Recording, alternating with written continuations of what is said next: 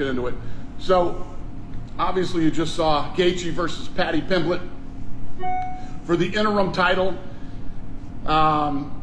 Earlier, Topuria posted, I'm dealing with some personal problems, so I'm not gonna fight the first quarter. So the winner of Gaethje versus Paddy will be the interim title, and then they will face Topuria. 1 week later, we have Alexander Volkanovski versus Diego Lopez on Paramount Plus. So that's January 31st, UFC 325 from Sydney, Australia, Volk versus Diego.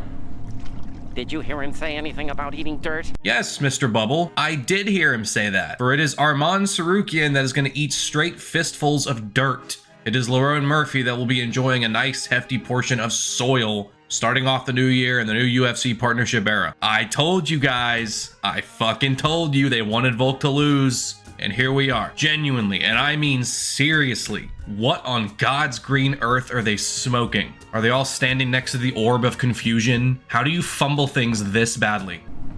There's a bunch of other fights on there. I'll tell you later. I know I'm a bit late to this. This is old ass news from last week, but I was away on a mighty quest, that being the holidays, so you must forgive me. But the entire time I was gone, pretty much, I was itching to get back on the internet and complain my big pelican ass off about it. This matchmaking is fucking doo-doo. When exactly did the UFC turn to Misfits Boxing? Did I miss something? When exactly did we just accept that these rankings aren't worth a damn thing? And no matter what win streak you're on, no matter how impressive your last win was, no matter how many promises they give you about being a shoo-in for the next title shot, they can kind of just pass you up and leave you in the dust for giggles and shits. It's not like this is anything new for the UFC. They've been doing this for a while now, but for the love of Christ, I am so tired of the lazy ass decision making in this stupid ass sport that I'm obsessed with. I'm tired of these fighters getting pantsed all the way down to their ankles and having their cocks and balls pointed at and laughed at. I'm tired of nothing mattering at all, man. I'm getting off track, but here we go. Let's tackle these one by one. I'll handle the lesser egregious one first. Justin Gaethje versus Paddy Pimblett for the interim belt is an absolute clown show. Don't get me wrong, I love the fight. I'm glad it's happening. I'm glad there's movement. A couple years ago, this would have been some questionable matchmaking, but with Gaethje getting up there in years and Paddy getting better and better each time he steps in there, with his performance against Michael Chandler in particular catching me way off guard, it's actually a compelling fight now. I want to see if Paddy can replicate what he did to Chandler, or possibly just go straight to the grappling and twist Gaethje into a pretzel, and I want to see if Gaethje can stuff all of those attempts and halt the hype train by smashing Paddy's nose into orbit. Great fight, but why in the fresh cinnamon-scented hell is this for an interim belt? Apparently, Ilia Topuria is dealing with some stuff in his personal life and won't be returning until the summer, which, regardless of the reasoning, is this really surprising? We all fucking saw this coming. This dude is maybe the most frustrating champion of all time in terms of how badly we all want to see him fight. He's so sick when he's in there, and yet he refuses to do it but once every millennia. But fine, he's going through it right now with his lady. Not my business. Not gonna get into it, so fine. Take your time. But the problem is the UFC really wanted Ilia to do the first Paramount card,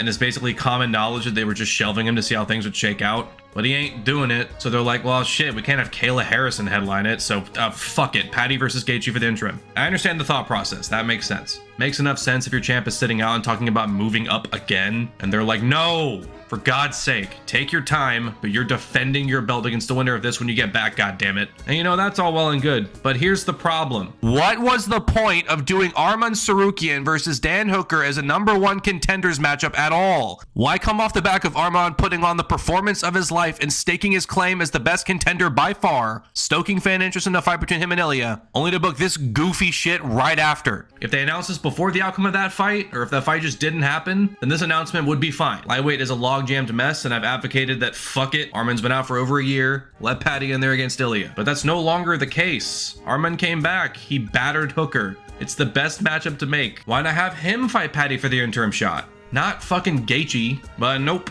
We're just gonna let our #1 guy sit there and gather dust in the corner. Makes no goddamn sense.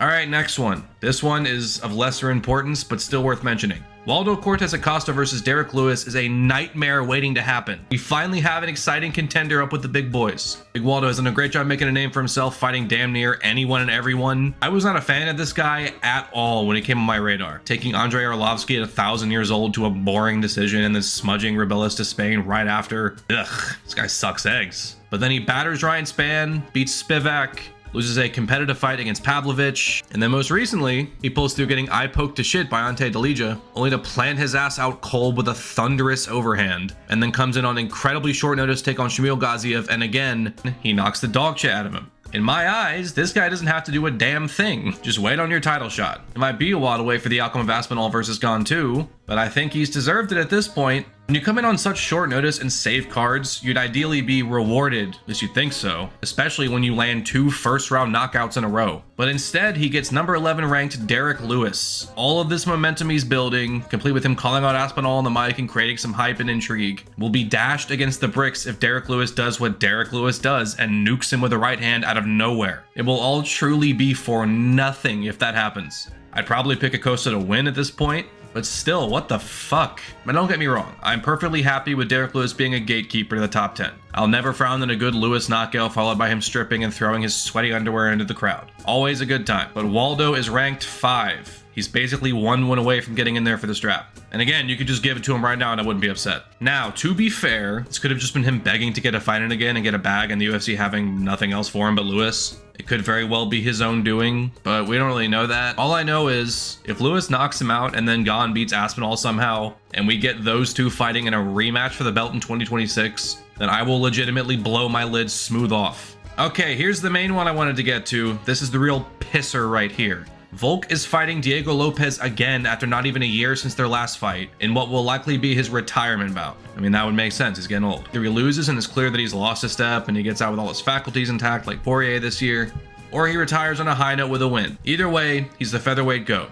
Absolute legend, truly one of the greatest and most entertaining champions of all time. I love this man and his bald, shiny head, and his cooking channel is genuinely fantastic. Everyone loves Volk. We all want nothing but the best for him. So I mean it when I say that this matchup pisses me the fuck off.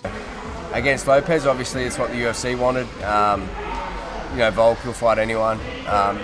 Do we think there were more people deserving? Yeah, for sure. And I think that's the sentiment of like a lot of fans out there. It was awesome the first time, with Topuria going up and Holloway going up. These two were clearly the 2 best guys. And the fight was pretty damn entertaining. And Volk got his belt back, and it was a great feel-good moment in a year filled with, let's be frank here, a fair few disappointing-ass title fights that were supposed to knock our socks off. But this one delivered. But it wasn't competitive. Well, I don't want to say that. It was competitive. It wasn't close. Volk schooled him. But then Diego went away and had a barn burner with the other scariest guy in the division, knocked his lights out in brutal fashion, and then got himself right back in the picture. Great bounce back. We all love Diego Lopez. I wouldn't even be that upset with the rematch if not for a few factors. First of all, again, you're supposed to reward selfless acts like Lerone Murphy stepping up on short notice in place of Movsar Evloev to knock the daylights out of Aaron Pico. Had Evloev not pulled out, he would have been undeniable for the title shot had he held back the newcomer. He already was with the Aljo win, we all know that, but this would have removed the inactivity issue that currently plagues him. And if Aaron Pico somehow won, you bet your ass they would have put him in there against Volk. So Lerone Murphy stepping in and getting the win would logically mean he gets next. And I know he's not a fan favorite, he's not that sellable, he's kind of boring sometimes.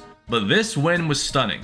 He put himself on everyone's radar, and everyone wanted this fight. I'm not even going to try and say that Movsar deserves it over Lopez at this point. He's just been gone too long, and Lopez got an emphatic win. But this is just spitting in the face of Murphy, straight up. What's he supposed to do? Just sit out for like 8 months to get his shot, and not get paid in the meantime? Or take on some other guy way behind him and potentially lose? Doesn't sound fair, does it? And the other thing that really grinds my balls is I know what these nefarious sons of bitches are doing. They want Lopez as champ. They want him to win. They want him to take the belt off of Volk. And they can kick him to the curb, and they got their exciting new champion to usher in the Paramount era. Well, in that case, and I'm sorry to say this, Diego, love you, but I hope Volk drops a nuclear bomb on his head in the octagon. I hope he mops the floor with Lopez in the most dominant, clean-cut performance of his entire career. I hope he spoils the party for everyone and rides off into the sunset. Fucking bastards. It's gotten to the point where when the UFC promises you something, take that shit with a pinch of salt. If you're not popular anyway. More recently, we saw this with Sean Brady being promised a shot after beating Edwards, and then that just didn't happen. Now he's coming off a KO loss and is thinking of moving down. Oof. Hey Dana, how about I slap a slab of corned beef on your big dome, you fucking cabbage? Anyways, that's the rant. I hope you enjoyed. And if you disagree with me, go drink some water with backwash in it.